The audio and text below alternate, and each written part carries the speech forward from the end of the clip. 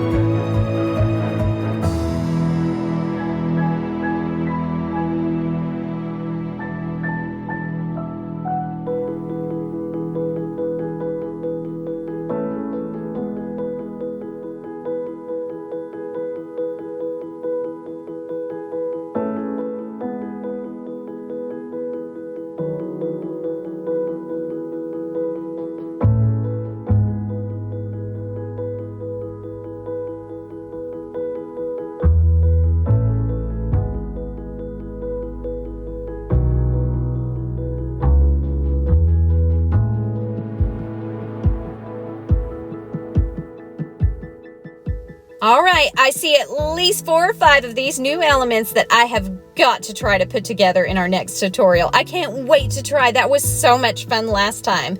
If you like this video, please let me know down in the comments if I should make more. Also, don't forget to hit the like button and subscribe. Those really help my channel grow. And I thank you so much for that type of support. All right, here's a link to the last video in case you missed it. And I'll put links to all the supplies I use down in the description. Y'all, until next time, rock on.